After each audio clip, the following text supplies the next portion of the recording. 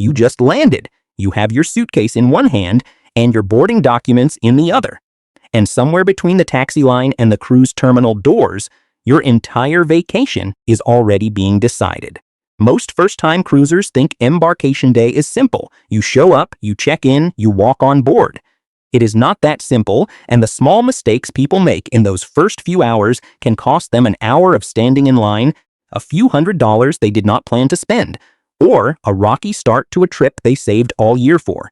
I talked to port agents, cruise staff, and travelers who have boarded more ships than they can count, and they broke down the 25 things every first-time cruiser needs to know before that gangway ever comes into view.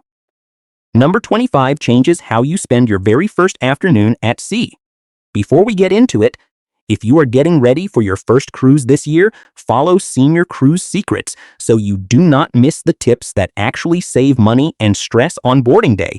And drop your departure port in the comments so we know what to cover next. Number 25, the buffet rush mistake.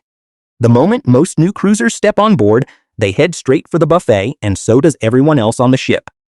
Lunch service on embarkation day is packed shoulder to shoulder for the first 2 hours, with long lines for every station and barely a seat to sit down in. The smarter move is to eat a real meal at the terminal or grab something light before you even walk up the gangway. That way you can spend your first hour exploring the ship, dropping your carry-on in your cabin, and finding your muster station instead of standing in a buffet line with a tray in your hands. By the time the crowd thins out around 2 in the afternoon, you can go back for a relaxed meal with actual space to sit. Number 24, the insurance information gap. If something goes wrong medically on day 1, the difference between a stressful hour and a smooth resolution often comes down to one thing: whether you have your travel insurance information within reach. Do not pack your policy number and emergency contact line in your checked luggage, because that bag will not reach your cabin for hours. Keep a printed copy or a photo on your phone with your policy number, your provider phone line, and your emergency contact ready to show. Cruise medical staff and guest services move much faster when you can hand them this information immediately instead of digging through paperwork later. Number 23, the privacy check everyone skips. Walking into your cabin for the first time feels exciting, and most passengers straight back out to explore. Take 60 seconds first. Check smoke detectors, clock radios, and any unusual fixtures for anything that looks tampered with or out of place, and note the condition of the room, including any existing damage, before you unpack. This is not about assuming the worst. It is about protecting your privacy and covering yourself if a dispute over cabin condition ever comes up later in the cruise. Most cabins are completely fine, but the 60 seconds it takes to check is worth the peace of mind. Number 22, the missing emergency kit. Somewhere on day 1, someone in your cabin gets a headache, a paper cut, or a wave of motion sickness, and the nearest fix is a marked-up medical center or a long walk to guest services. A small kit packed in your carry-on solves this before it becomes a problem. Pack a few individually wrapped wipes, small bandages, motion sickness tablets, and basic pain relief, all in a bag no bigger than your hand. It costs almost nothing at home and saves you a long walk and a high price tag once you are already at sea, since basic items like these are marked up significantly once you are hundreds of miles from the nearest drugstore. Number 21, the carry-on everyone underpacks. Your checked luggage will not reach your cabin until sometime in the afternoon, often 3 or 4 hours after you board, which means whatever is in your carry-on is all you have until then. Pack a swimsuit, a change of clothes, any daily medication, phone chargers, and your documents in this bag, not your checked suitcase. Travelers who skip this step end up spending their first hours on board in travel clothes, unable to hit the pool or grab a swim, simply because their swimsuit is sitting in a suitcase outside a cabin door that has not opened yet. Number 20. The porter tip most people forget. At the port, porters take your checked luggage the moment you arrive, and most first-time cruisers walk right past them without a second thought. A small cash tip, generally $1 or $2 per bag, handed directly to the porter, goes a long way, both as a courtesy and as insurance that your bags are handled with care on a busy dock full of thousands of suitcases. Keep a few small bills in your pocket rather than your wallet, because digging through cards and receipts at a curb full of moving carts slows everyone down behind you. It is a habit longtime cruisers never skip, and it takes less than 30 seconds at the curb, yet it is one of the first small courtesies that sets the tone for how relaxed the rest of your boarding morning feels. Number 19. The same-day travel trap. Booking a flight that lands the same morning your ship departs feels efficient, and it is one of the most common regrets among first-time cruisers. Weather delays, missed connections, and even normal airport traffic can turn a tight schedule into a missed ship, and most cruise lines will not wait for you. The safer plan is to fly in at least one day before your sailing date and spend the night in the port city. It costs one hotel night, and it removes the single biggest risk to your entire vacation before it even starts. That extra night also gives you a relaxed morning to handle online check-in details, grab breakfast, and arrive at the terminal calm instead of rushing straight from an airport with your luggage still in hand. Number 18. The reservation window that closes fast. The best time slots for specialty restaurants and the most popular onboard shows disappear within the first few hours of boarding, not the first few days. Passengers who wait until dinner time to make these reservations are often left with the worst tables and the least convenient show times, or nothing available at all. As soon as you board and your phone connects to the ship app, or as soon as you pass a reservation kiosk, lock in your specialty dinners and your top show picks. This single move can shape how enjoyable your entire week feels. Number 17. The boarding window you should actually use. Every cruise line assigns you a boarding time, and most passengers either show up right when the terminal opens or ignore the time completely and arrive whenever they want. Both approaches usually mean longer waits than necessary.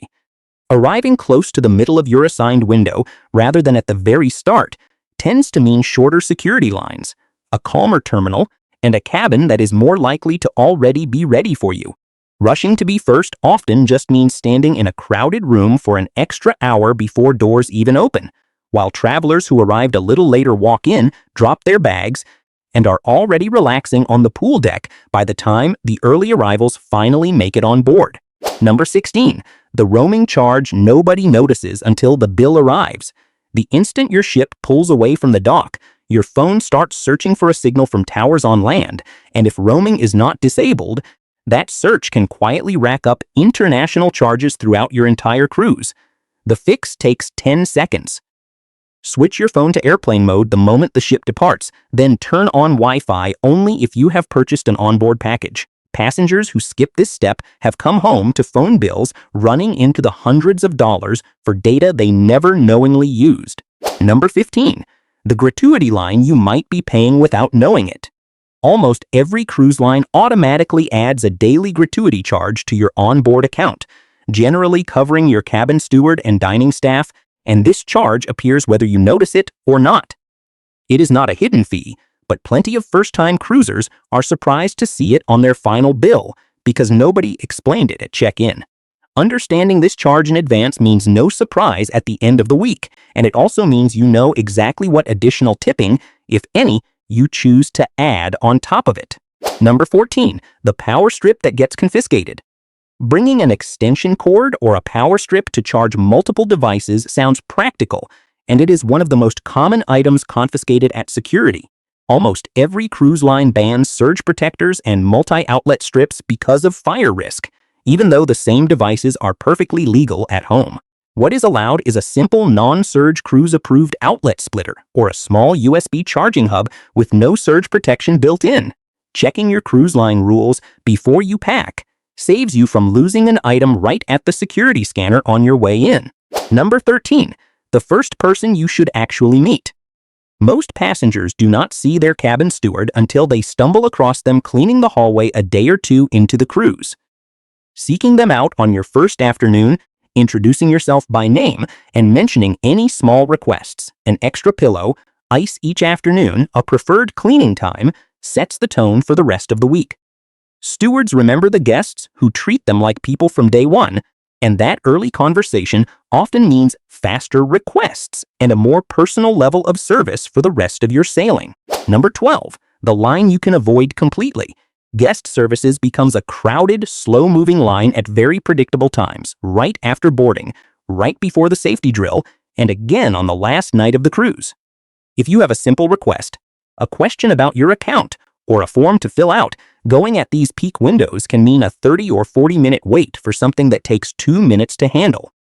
Early morning or mid-afternoon on a sea day tends to be nearly empty, and the same staff member who looked frazzled at noon will happily walk you through your request without a line behind you.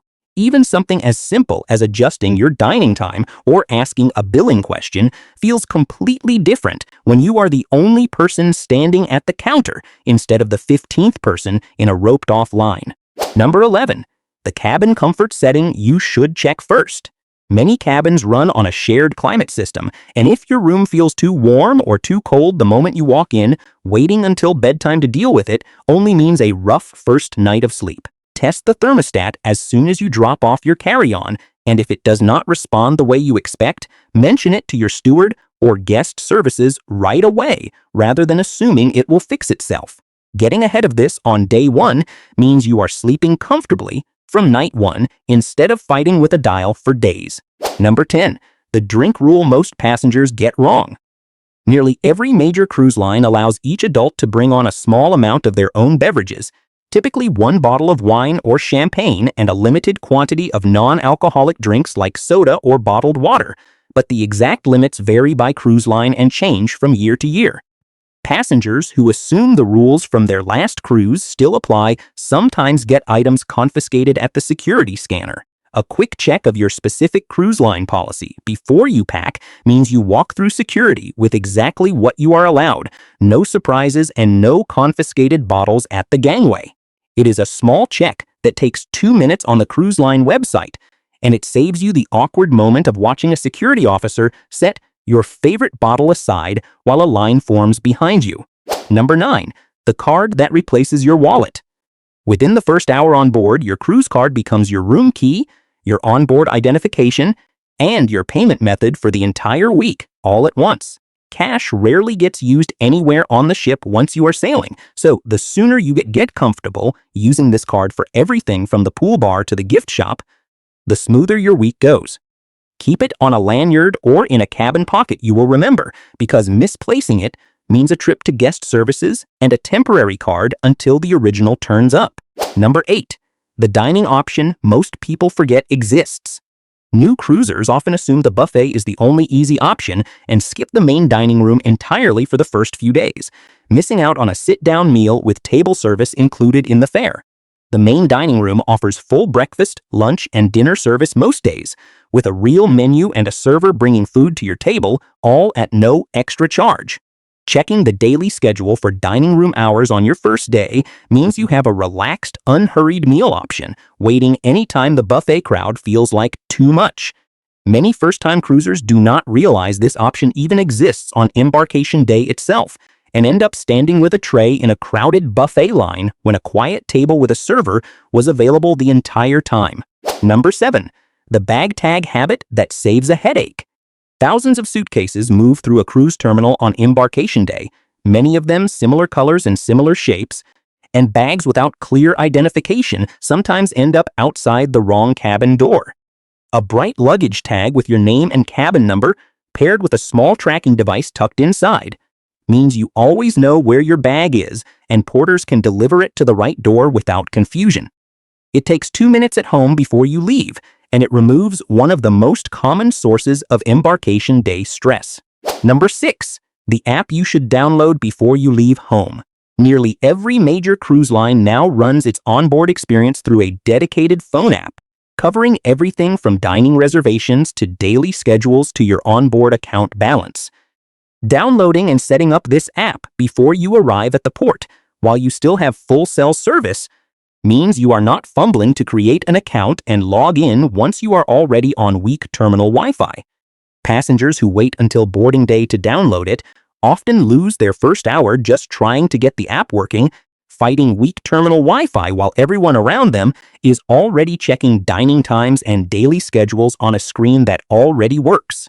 Number 5. The safety step that takes 10 minutes. Every cruise requires a safety briefing, sometimes called a muster drill, where you locate your assigned safety station and review basic emergency procedures, and it usually happens shortly after boarding. Finding your muster station early, checking the deck plan in your cabin or the app, and completing this step as soon as it becomes available means it is done and out of the way rather than hanging over your first afternoon. Passengers who put it off often end up rushing to find their station at the last minute while everyone else has already settled into the rest of their day. Number 4. The fine print worth 10 minutes of your time. Every cruise booking comes with a set of terms covering cancellation policies, onboard conduct rules, liability limits, and refund conditions, and almost nobody reads it before sailing. Spending 10 minutes reviewing this before your trip means you already know your options if plans change, what the cruise line is and is not responsible for, and what documentation you might need in an unexpected situation. This is not about expecting problems, it is about not being caught off guard if one comes up, since the terms you agreed to at booking are the ones that apply the entire trip. A 10-minute read at home is a far better time to learn these details than trying to understand them for the first time while standing at a counter with a problem already in front of you. Number 3. The packing list that actually matters. A smart cruise packing list is less about fitting everything you own into a suitcase and more about knowing exactly what is banned before you arrive at security. Irons, candles, certain power strips, and some kitchen appliances are commonly prohibited for fire safety reasons, and packing them means they get pulled at the scanner and either confiscated or held until disembarkation. Checking your specific cruise line prohibited items list a week before you pack, then packing light. Practical layers instead of oversized luggage means a faster walk through security and a lighter bag to carry to your cabin. It also means fewer items pulled aside for a manual check, which is often the single slowest part of the entire security process. Number 2. The step that saves you the longest line of the day. Online check-in, usually available anywhere from a few weeks to just days before you're sailing depending on the cruise line, lets you enter your documents, payment information, and travel details from home instead of standing at a terminal counter filling out forms by hand. Passengers who complete this step early often move through a dramatically shorter line at the port, sometimes walking straight to security while others are still filling out paperwork. Completing this the moment it opens, rather than waiting until the night before your cruise, is one of the simplest ways to cut your embarkation day short, and it also means any issue with your payment or documents gets caught with weeks to fix it instead of minutes. Number 1. The document habit every first-time cruiser needs. More than any packing list or reservation trick, the single biggest factor in a smooth boarding day is how organized your passport, government identification, and boarding documents are the moment you step out of the car at the terminal. Keep these items in one dedicated pouch or folder, not scattered across different bags or pockets, so you are never digging through a purse or backpack while a security line builds up behind you. Passengers who keep their documents disorganized are consistently the ones causing delays at every checkpoint from curbside to the gangway, while the ones with everything in one place move through in seconds. This one habit alone, more than any packing hack or timing trick on this list, is the difference between a smooth first hour and a stressful one. Those are the 25 things worth knowing before you ever set foot on the gangway. And if even one of these saves you an hour of standing around or a moment of stress on your first sailing, it did its job. If you found this useful, follow Senior Cruise Secrets and turn on notifications so the next breakdown lands in front of you before your next trip, and tell us in the comments which one surprised you most. Boarding day is really just the first 10 pages of the story, and what happens in your first hour on board often decides how relaxed the rest of your week feels, so get that part right and the rest tends to fall into place.